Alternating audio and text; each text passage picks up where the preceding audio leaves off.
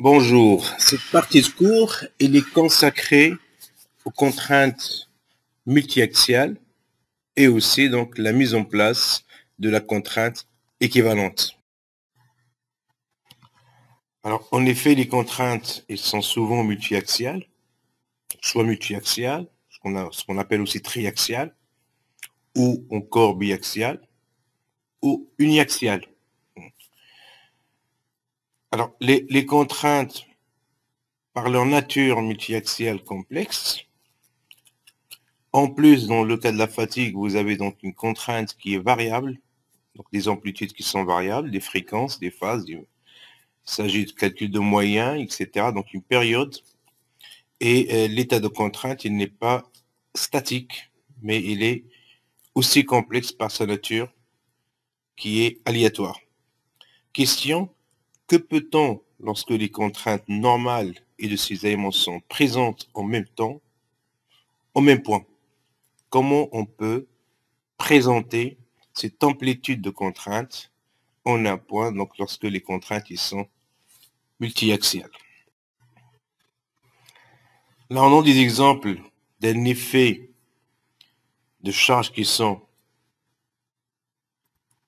donnent plutôt des contraintes complexes, multiaxiales.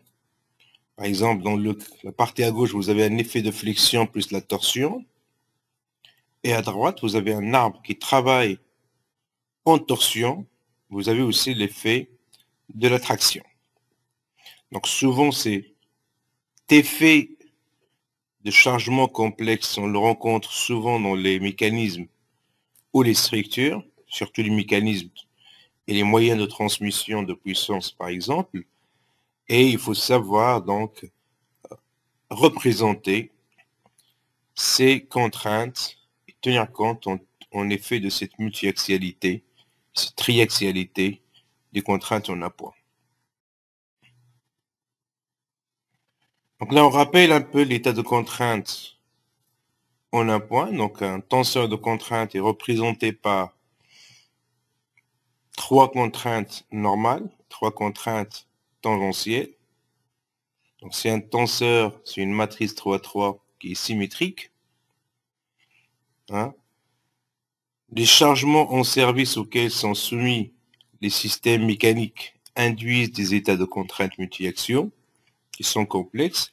La notion de contrainte équivalente a historiquement été développée pour les essais statiques afin de comparer un état de contrainte multiaxiale à une valeur critique équivalente. Exemple, un critère consiste à comparer le maximum de cette contrainte équivalente à la limite élastique du matériau. Donc là, on met en avant l'effet ou la définition de la contrainte équivalente qui représente un état de contrainte en un point, mais représenté par une seule entité qui est la contrainte équivalente. Et lorsqu'on établit par exemple les limites critiques d'élasticité ou de plasticité, on limite cette valeur, on compare cette valeur à la limite élastique du matériau. Alors dans ce schéma, on montre un peu la méthodologie de calcul en fatigue d'état de contrainte à amplitude constante. Donc vous avez d'abord tout à fait à droite la courbe de Wöhler, puis vous avez les différentes droites, les modèles qui ont été représentés, qui représentent un peu l'évolution aussi de la contrainte moyenne, notamment la droite de Goldman, la parabole de Gerber, la limite élastique, la résistance à la traction, etc. Et on montre ce qui se passe dans le cas uniaxial. Vous avez la valeur de la contrainte égale à la contrainte moyenne plus l'amplitude de la contrainte fois sinus de t. Et dans le cas multiaxial, nous avons donc la contrainte normale qui est écrite de la même manière, la contrainte tangentielle, mais on évoque bien évidemment donc la contrainte équivalente qu'on écrit aussi de la même manière, donc la contrainte équivalente moyenne plus la contrainte équivalente, l'amplitude de la contrainte équivalente fois le sinus de t.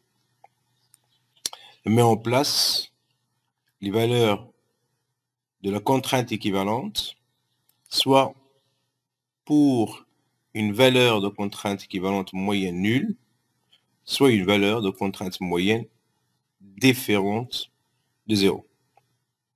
Donc, ce qui fait que la courbe de Wöhler va être modifiée.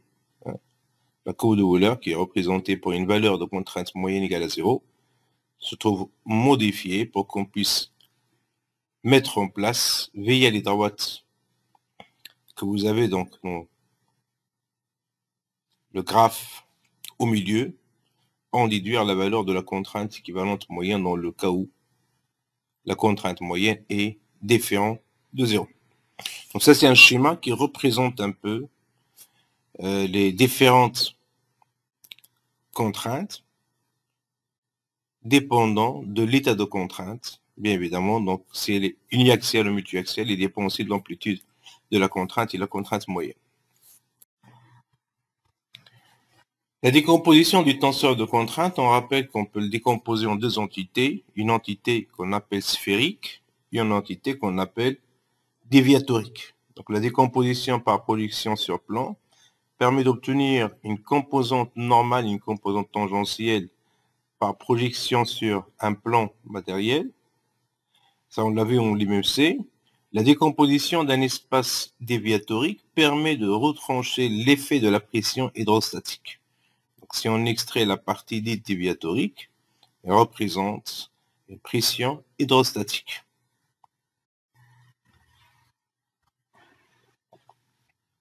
À un instant donné T, de manière générale, le tenseur de contrainte agit sur le plan matériel θ par le biais de son vecteur normal sigma n, défini par sigma n égale le tenseur fois n. Le vecteur sigma n peut se décomposer en une composante normale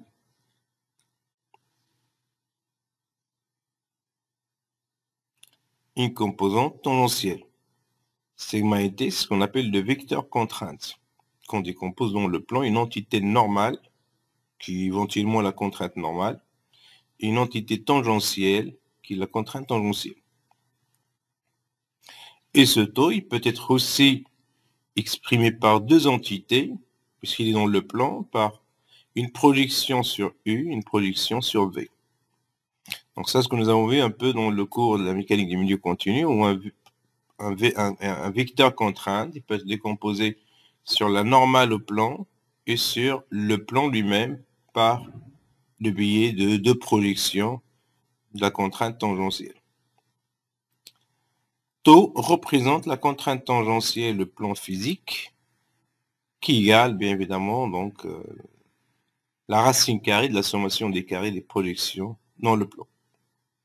Vous avez une représentation à droite qui schématise un peu les différentes projections du vecteur contrainte sigma n, et je rappelle que sigma t, c'est le tenseur de contrainte au point P. Alors, si nt est supérieur à 0, la facette est en traction. Le vecteur contrainte tire sur la facette. Si n est inférieur à 0, on rappelle que c'est de la compression. Alors, si t égale à 0, la facette est soumise à la traction pure. Si n, bien évidemment, est supérieur à 0. Et à la compression pure, si n est inférieur à 0. Donc, si n égale à 0 et t différent de 0, bien évidemment, il s'agit de la sollicitation de cisaillement pur. Si n égale à 0 et t égale à 0, donc il n'est pas chargé, hein, la facette alors est dite libre. On rappelle les invariants d'un tenseur de contrainte, ce qu'on appelait I1, I2 et 3. On sait que le tenseur de contrainte il est symétrique et diagonalisable, donc on peut chercher les directions principales et les contraintes principales. Et on sait que pour un tenseur, elle est constituée par des invariants qu'on appelait l'invariant 1, l'invariant 2, l'invariant 3. Et tout à fait en bas, on rappelle un peu comment on construit ces invariants via donc soit les éléments du tenseur de contrainte dans une base quelconque ou encore dans la base principale, qui est une base où les contraintes sont que des contraintes normales, pas de contraintes tangentielles, et vous avez un tenseur beaucoup plus léger, en tout cas en termes d'écriture, par rapport à un tenseur qui est écrit dans une base quelconque. On rappelle aussi comment on calcule les contraintes principales via l'équation du déterminant du tenseur égal à 0, permis d'en déduire 3 racines, les coefficients, 3 racines qui sont la résolution de l'équation de troisième degré, et ces valeurs propres seront aussi donc les valeurs des contraintes principales et qui vont permettre par la suite de calculer les vecteurs propres qui sont les axes principaux. Donc tout ceci, on l'a vu un peu aussi dans le cours de la mécanique du milieu continu. Donc on rappelle la construction de ces éléments puisqu'on est toujours en présence des contraintes. La seule différence, c'est que les contraintes, ils sont plus statiques, mais ils varient en fonction du temps. Donc ils ont une forme de variation qui varie dans le temps, contrairement à ce qui se passe dans le cas d'un chargement statique. La décomposition dans l'espace déviatorique des contraintes. Alors pour les matériaux métalliques, l'indépendance du comportement en fatigue vis-à-vis de la pression hydrostatique est généralement observée, ce qui conduit à utiliser de manière naturelle le déviateur du tenseur de contrainte, la partie déviatorique. Alors on rappelle que le tenseur est réparti en deux parties, la partie déviatorique et la partie sphérique, et la partie sphérique est relative à la pression hydrostatique, c'est un tiers des premiers invariants, c'est-à-dire la partie trace, la moyenne des contraintes normales. Par contre, ce qui reste, c'est ce qu'on appelle le tenseur déviatorique. Les invariants du déviateur du tenseur de contrainte. Alors le tenseur déviateur de contrainte a les mêmes directions principales que le tenseur initial. Les invariants du tenseur déviatorique proviennent de la même manière de l'équation caractéristique. Donc on trace, rappelons que l'invariant 1 dans le cas du tenseur déviatorique égale à 0.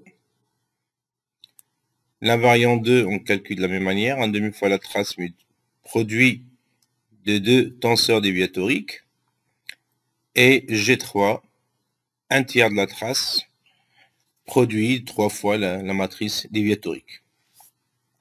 On rappelle un peu le calcul de ces invariants. La contrainte équivalente, approche basée sur la statique. Donc lorsque vous avez un état uniaxial, le problème ne se pose pas, donc on n'est pas à la recherche de la contrainte équivalente puisque le tenseur est représenté par une seule contrainte. Mais lorsque l'état est multiaxial, par exemple si je prends le cas de la présentation que vous avez à droite, c'est un cas multiaxial, donc biaxial puisqu'on est dans le plan XY, mais c'est un état multiaxial. Il doit être représenté par une entité équivalente que j'ai appelé D, donc c'est une fonction de la contrainte équivalente et en fonction des contraintes normales et tangentielles. Et d'ailleurs, ces valeurs de contraintes dans le cas statique, ils sont déjà représentées par pas mal d'auteurs, notamment donc les contraintes équivalentes de von Mises, qui sont souvent utilisées, celle aussi de Tresca. Bon, il y a d'autres qui sont aussi utilisés, d'autres auteurs qui ont travaillé sur la contrainte équivalente, qui ont mis en place des formulations relatives à la définition de la contrainte équivalente, en tout cas dans le cas statique, et au moins aussi dans le cas de la fatigue.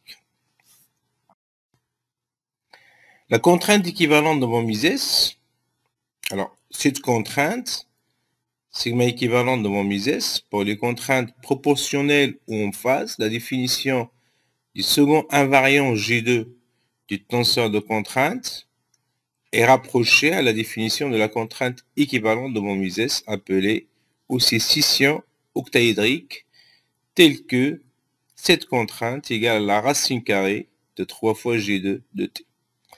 Et on rappelle que l'invariant G2, donc on peut le mettre en place, on rappelle sa forme, et on exprime la fonction contrainte équivalente de von Mises en fonction des différentes contraintes sigma x, sigma y, sigma z et taux XY, taux YZ et taux XZ représentés là par sigma X, sigma Y, Z et sigma X. Cette contrainte équivalente de mon Mises, il peut être écrite d'une manière simplifiée. C'est la forme ou les formulations que vous avez devant vous. Si on développe, on peut obtenir une autre forme, celle qui est représentée tout à fait en bas. En termes de contrainte principale, la forme devient beaucoup plus simple. Donc d'ailleurs, c'est beaucoup plus intéressant d'exprimer le tenseur dans le système d'axe principal. Ça permet de donner au plus 3 contraintes et la manipulation de 3 contraintes est beaucoup plus léger que de manipuler donc un tenseur de contraintes à 9 ou au moins 6 composantes. La formulation devient beaucoup plus lourde. Donc là, on rappelle les contraintes de von Mises, mais exprimées par les contraintes principales. La contrainte équivalente de cisaillement selon von Mises est exprimée par la racine carrée de G2T, c'est-à-dire le deuxième invariant. Pour un état plan, on peut le représenter de la forme ou la formulation que vous avez donc en bas, en fonction de sigma xx, sigma yy et sigma xy, puisqu'on est dans le cas d'une configuration plane, dans le plan xy. Toujours dans la contrainte équivalente de von Mises, l'amorçage de fissures de fatigue en surface, l'état de contrainte plan, tenseur et vecteur de contrainte peut être exprimé par, puisqu'on est dans le cas des contraintes plan, par 3 contraintes, 2 contraintes normales, une contrainte tangentielle. Ainsi, les états de contrainte de flexion, traction, torsion et biaxiale sont définis tels que, là on donne les exemples des états de contrainte plan, dans le cas flexion-torsion, selon donc ce que vous avez dans les arbres de transmission, ou dans le cas biaxial, vous avez 2 contraintes normales, sigma x et sigma y, autour d'un point. Dans le cas de la flexion-torsion et dans le cas biaxial, on représente l'évolution des contraintes. Un exemple où, bien évidemment, les contraintes ont une forme qui varie en fonction du temps, donc ils sont liés au temps, donc on les représente en fonction de sigma x moyen ou sigma y moyen ou sigma y moyen, et bien évidemment l'amplitude de la contrainte fois le sinus de t, moyennant donc 2 fonctions en fonction bien évidemment des contraintes que j'ai appelées donc soit le symbole que vous avez donc d'état xy ou phi xy. Et on vous montre en bas l'état de contrainte qui est représenté dans le plan xy autour d'un point. Dans ce cas de configuration, la contrainte équivalente de von Mises pour un état de contrainte plan, il peut être représenté comme ceci. Les fonctions des contraintes sont représentées pour chaque état de configuration.